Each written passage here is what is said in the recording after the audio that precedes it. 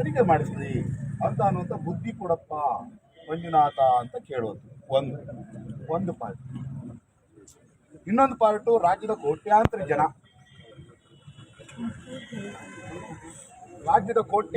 ಜನ ಧರ್ಮಸ್ಥಳವನ್ನು ಒಂದು ದೊಡ್ಡ ಶ್ರದ್ಧಾ ಕೇಂದ್ರ ಅಂತ ನಂಬಿಕೊಂಡು ಬರ್ತಾ ಇದ್ದಾರೆ. ಯಾವ್ಯಾವುದೋ ಕಾರಣಗಳಿಗೆ ಯಾವ್ಯಾವುದೋ ಶಕ್ತಿಗಳು ಕ್ಷೇತ್ರದ ಹೆಸರನ್ನು ಕೆಡಿಸ್ಬೋದು, ಪರ್ಟಿಕ್ಯುಲರ್ಲಿ ಮಂಜುನಾಥನ ಹೆಸರು. ಅದಕ್ಕೆ ಆಸ್ಪದ ಆಗಬಾರ್ದು. ಒಂದು ಮಾತಿದೆ ಇಂಗ್ಲೀಷ್ನಲ್ಲಿ, ಅಂದರೆ ಸೀಸರ್ನ ಹೆಂಡತಿ ಎಲ್ಲ ಅನುಮಾನಗಳಿಂದ ಮುಕ್ತವಾಗಿರಬೇಕು. ಅಂದರೆ ಸೀಸರ್ ಹೋದರೆ ಸಾಮ್ರಾಟನ ಹೆಂಡತಿ ಅವಳು ಸಂಶಯಾತೀತಳಾಗಿರಬೇಕು ಅಂದಾಗ ಮಾತ್ರ ಒಂದು ರಾಜಪ್ರಭುತ್ವದ ಕೆಲಸಗಳು. ಅದೇ ರೀತಿಯಲ್ಲಿ ಶ್ರದ್ಧಾ ಕೇಂದ್ರ ಅನಿಸ್ಕೊಂಡಿರುವಂಥ ಧರ್ಮಸ್ಥಳ ಮುಂದಿನ ದಿನಗಳಲ್ಲೂ ಬಂದು ಮಂಜುನಾಥನ ಕೃಪಾ ಕಟಾಕ್ಷವನ್ನು ಪಡೆದು ಹೋಗುವಂಥ ಸ್ಥಿತಿನಲ್ಲೇ ವಿಶ್ವಾಸದಲ್ಲಿ ನಂಬಿಕೆಯಲ್ಲಿ ಇರಬೇಕು ಅನ್ನುವಂಥ ಕಾರಣ ಕೆ ಆರ್ ಎಸ್ ಪಕ್ಷ ಎಲ್ಲ ಜಾತಿ ಧರ್ಮ ವರ್ಗಗಳು ಪಂಗಡಗಳು ವಿವಿಧ ಸ್ತರದ ಜನ ಬೇರೆ ಬೇರೆ ಕ್ಷೇತ್ರಗಳ ಜನ ಇವರೆಲ್ಲರೂ ತಮ್ಮ ತಮ್ಮ ನಂಬಿಕೆಗಳು ಬೇರೆಯವರ ನಂಬಿಕೆಗಳಿಗೆ ಧಕ್ಕೆ ಆಗದ ರೀತಿಯಲ್ಲಿ ತಮ್ಮ ನಂಬಿಕೆಗಳನ್ನು ಒಪ್ಪಿಕೊಂಡು ಶ್ರದ್ಧೆಯಿಂದ ಬದುಕುವಂಥ ವಾತಾವರಣ ನಿರ್ಮಾಣ ಆದರೆ ಸೂಪರ್ ಅಂತ. ಏನು ನಮ್ಮದು ವಿವಿಧತೆಯಲ್ಲಿ ಏಕತೆ ಅಂತ ನಮ್ಮ ದೇಶ ಸಾರ್ತಾ ಇದೆಯೋ, ದೊಡ್ಡ ದೊಡ್ಡ ಮಹಾಮುನಿಗಳಿಂದ ಹಿಡ್ಕೊಂಡು ಸಂತರಿಂದ ಹಿಡ್ಕೊಂಡು ಸಾರ್ಕೊಂಡು ಬಂದಿರುವಂಥ ತತ್ವವನ್ನು ನಾವು ಹಾಗಾಗಿ ಅದಕ್ಕೆಲ್ಲ ಆಸ್ಪದ ಇರಬೇಕು ಅನ್ನುವಂಥದ್ದು ನಮ್ಮ ಆಲೋಚನೆ. ಒಂದು ಜೊತೆಗೆ ಧರ್ಮಸ್ಥಳದ ಆಡಳಿತಾಧಿಕಾರಿಯಾಗಿರುವಂಥ ಶ್ರೀಯುತ ವೀರೇಂದ್ರ ಹೆಗ್ಡೆಯವರು ಇವತ್ತು ಕೇವಲ ಇಲ್ಲಿ ಆಡಳಿತಾಧಿಕಾರಿ ಅಲ್ಲದೇನೆ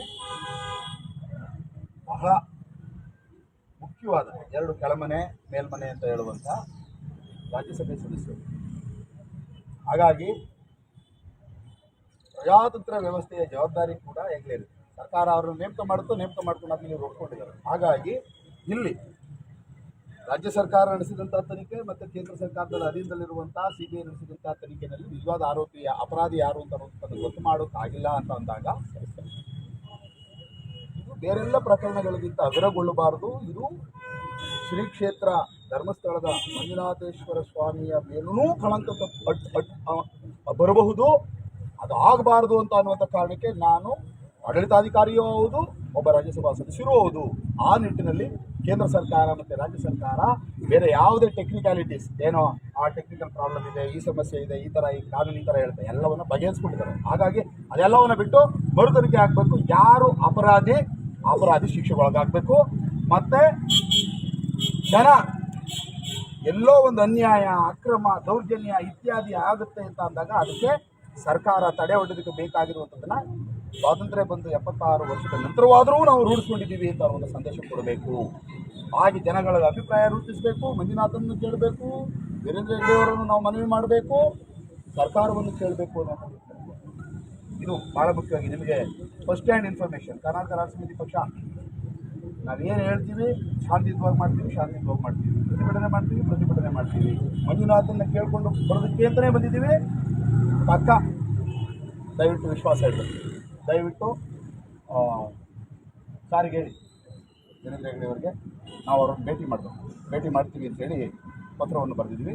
ಅವರೂ ಕೇಳ್ಕೊಂಡು, ಯಾಕೆಂದರೆ ಭಗವಂತನಿಗಿಂತ ಯಾವುದು ದೊಡ್ಡದಲ್ಲ, ಹೌದಲ್ವಾ? ನಾವೆಲ್ಲ ಭಗವಂತನೇ ರೂಪಿಸಿರ್ಬೋದು. ನಾನು ಕೂಡ ಮಂಜುನಾಥನ ವರಪ್ರಸಾದದಿಂದ ಹುಟ್ಟಿದೆಯಾ ಅಂತ ನಮ್ಮಪ್ಪ ಹೇಳ್ತಾ ಇದ್ದೀನಿ. ಆಯಿತಾ? ನಾನು ಮೊದಲು ಮುಡಿ ಕೊಟ್ಟಿದ್ದು ನಾನಿದ್ದೆ.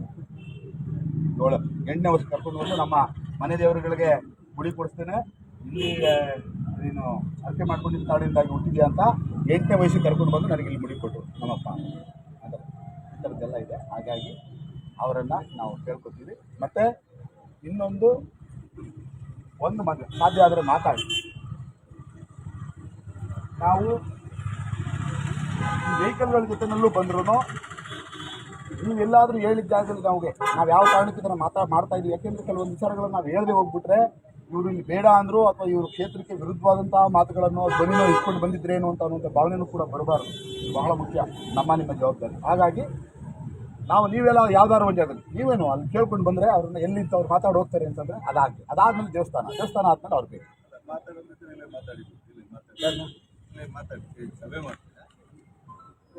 ಅಲ್ಲಿ ಮಾತಾಡ್ತೀವಿ. ಆಯಿತು. ಆದರೆ ಈಗ ಅವರಿಗೆ ನಮ್ಮನ್ನು ಭೇಟಿ ಮಾಡಬೇಕು ಹೇಳ್ತೀರಾ? ಬೇರೆ ದರ್ಶನ ಎಲ್ಲ ಮಾಡ್ತಾ ಈಗ ನಾವು ಸಭೆ ಮಾಡೋದಕ್ಕೆ ಇಲ್ಲೇ ಮಾಡ್ಕೊಡಿ. ಹೊರಗಡೆ ಯಾವಾಗಲೂ ಯಾರಿಗೂ ಅವಕಾಶ ಇಲ್ವಾ? ಬೇರೆ ಒಳಗೆ ನಾವು ಏನು ಇದ್ರ ಬಗ್ಗೆ ಇದು ಮಾಡಿ ಇಲ್ಲೇ ಮಾಡುವ ಸಭೆ ಮಾಡಿ ನಾನು ಕೇಳ್ತೀನಿ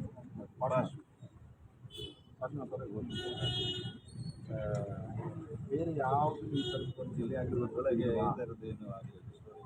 ಅದಕ್ಕೆ ಏನು ಅವಕಾಶ ಇಲ್ಲ. ನಮಗೇನಂದ್ರೆ ಇದುವರೆಗೂ ಅದು ನಡ್ಕೊಂಡು ಬಂದಿದೆ ಅಂತ ನಾವು ಅದನ್ನು ಗೌರವಿಸ್ತೀವಿ. ಖಂಡಿತ ಇಲ್ಲಿ ರೀತಿ ರಿವಾಜುಗಳಿರ್ತವೆ, ನಾವು ಅದನ್ನು ಗೌರವಿಸಬೇಕು. ಅದು ಧರ್ಮಸ್ಥಳದಲ್ಲಿ ನಾವು ನಿಂತ್ಕೊಂಡು ಮಾತಾಡ್ಬೋದು, ಅದನ್ನು ಪಾಲಿಸಬೇಕಾಗುತ್ತೆ.